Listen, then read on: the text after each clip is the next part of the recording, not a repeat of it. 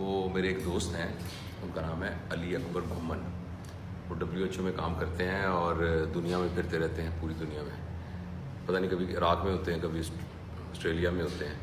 تو ان کا رات کو 1:30 بجے مجھے ایک میسج آیا, ہمارے وہ واٹس ایپ گروپ کے اوپر کنورسیشن ہو رہی تھی کہ جاوید بھائی امید کے بارے میں کوئی سوچ کے نا تو ایک ویڈیو بنائیں.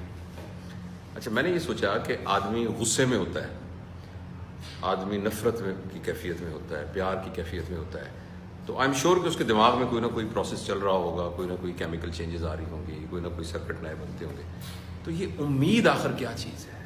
امید ہمارے تھاٹ پروسیس کے لیول پر کیا چیز ہے اور ہمارے سب کانشیس میں کیا چیز ہے؟ میں نے کافی سارا اس پہ غور کیا, تھوڑا سا لٹریچر بھی دیکھا. تو جو باتیں مجھے سمجھ میں آئی ہیں نا, اس کو سمجھانے کے لیے ایک چھوٹی سی کہانی ہے. ایک نیورو سرجن تھے بہت بڑے, تو انہوں نے بتایا, میں مختصر بتا رہا ہوں, انہوں نے یہ بتایا کہ میرے پاس ایک پیشنٹ آیا, برین ٹیومر کے لیے ریفر ہوا. جب میں نے اس کو دیکھا تو ایک دم میں حیران رہ گیا. وہ میرا اپنا ایک جاننے والا تھا, دوست تھا, جو کہ میرے ساتھ ٹینس کھیلتا تھا. اور میں نے اس کو آج تک نہیں بتایا تھا کہ میں نیورو سرجن, کلب میں ہم اکٹھے کھیلتے تھے, وی ور ٹینس پارٹنرز. تو وہ دیکھ کے مجھے حیران ہو گیا کہ یار تم نے کبھی بتایا نہیں. تو میں نے اس کو دیکھا تو میرا اس کے ساتھ ایک تعلق بھی تھا. جب ڈائگنوز کیا تو پتہ لگا اس کا ایک برین ٹیومر ہے. خیر وہ سارے پروسیس سے گزر کے تو میں نے اس کا آپریشن کر دیا. آپریشن اس کا ٹھیک ہو گیا, ہماری دوستی اور پکی ہو گئی. جو میرا ایک پروفیشنل ریلیشن تھا وہ اپنی جگہ پہ تھا. وہ مجھے پوچھتا تھا کہ یار میں ٹھیک ہو جاؤں گا؟ تو میں نے اسے کہا ٹھیک ہو جاؤ گے. کہتا وہ کچھ عرصے کے بعد پھر اس کو دوبارہ ریکرنس ہوئی برین کے اندر. جب ریکرنس ہوئی تو پھر اس نے مجھ سے پوچھا کہ یار میں ٹھیک ہو جاؤں گا؟ تو میں نے کہا یار انشاءاللہ ٹھیک ہو جاؤ گے. نہیں انشاءاللہ تو خیر میں کہہ رہا ہوں کہ ٹھیک ہو جاؤ گے. تو انہوں نے کہا کہ ہم نے جب علاج کیا پتہ لگا تو انہوں نے کہا جی اس کی ری سرجری کرنی پڑے گی. تو وہ بڑی ٹیکنیکلی بڑی مشکل سرجری تھی, میں نے وہ سرجری بھی اس کی کر دی. تو پھر مجھے پوچھا یار مجھے سچ بتاؤ میں ٹھیک ہو جاؤں گا؟ میں نے کہا ہاں یار ہو جاؤ گے. کہتا اس کے کچھ عرصے سال 6 کے بعد اس کو پھر دوبارہ ریکرنس ہوئی اور اس کے میٹاسٹیسس جو ہیں وہ باڈی میں پھیلے اور جگہوں پر گئے. تو ہم نے یہ فیصلہ کیا کہ اس کو ریڈیو تھراپی دی جائے. تو کیمو تھراپی اور ریڈیو تھراپی دی جانے لگی. تو اس نے مجھے کہا کہ مجھے اب سچ بتاؤ کہ میں ٹھیک ہو جاؤں گا. میں نے کہا یار ہمت نہیں ہارنی, وہ کوشش کرتے ہیں ہم انشاءاللہ. لیکن کہتا لیکن میرے ذہن میں یہ تھا کہ اب یہ آہستہ آہستہ نیچے ہو رہا ہے. کہنے کچھ عرصے کے بعد ہمارے آنکولوجسٹ نے کہا کہ اب اس کو کچھ نہیں ہو سکتا, اس کے اسفنٹر پرابلم ہو گئے, پیشاب کی نالی ڈالنی پڑ گئی اور مسائل, اسپیچ کا مسئلہ ہونا شروع ہو گیا. تو کچھ بعد میں تو کہتا یار مجھے تم سچ کیوں نہیں بتاتے کہ میں ٹھیک ہو جاؤں گا کہ نہیں ہو جاؤں گا؟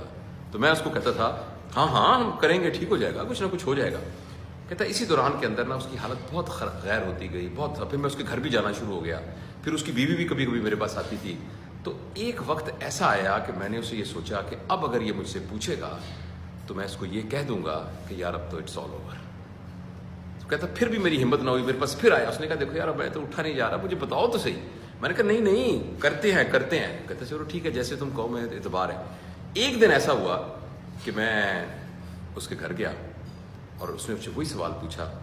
تو میں نے اسے کہا کہ دیکھ ہم اس فائٹ کو کرتے رہے ہیں, لیکن تم سمجھدار آدمی ہو, سب کچھ دنیا سے جانا ہے, تو میرا خیال ہے کہ اب نا یہ کافی مشکل ہے اس کا ٹھیک ہونا. تو اس نے کہا اچھا کوئی بات نہیں, thank you for letting me know the truth. کہتا میں گھر آ گیا مگر میری طبیعت اتنی بوجھل تھی, میں کھانا کھا کے لیٹنے لگا تو میری پھر طبیعت بڑی بوجھل تھی. تو میں نے ایسی دوبارہ اس کو تسلی دینے کے لیے فون کیا. تو میں نے اس کی بیوی نے فون اٹھایا.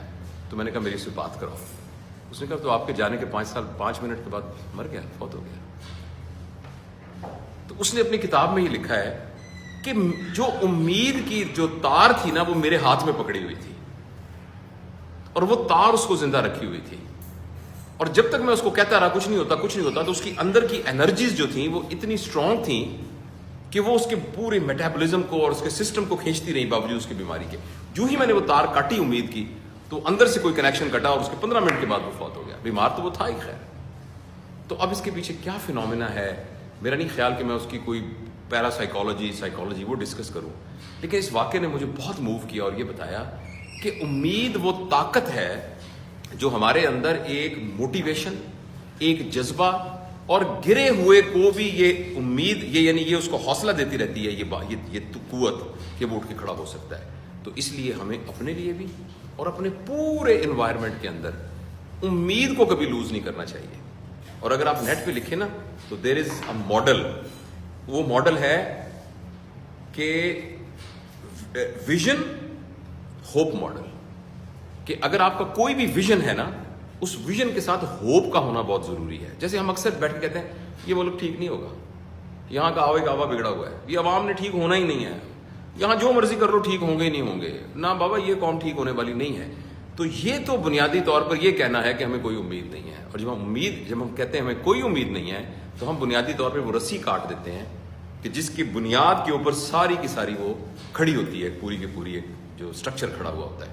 تو اس لیے میرے خیال میں امید وہ طاقت ہے, اور ہمیں ہر وقت ریئلسٹک ضرور ہونا چاہیے مگر پر امید ہونا چاہیے. Thank you.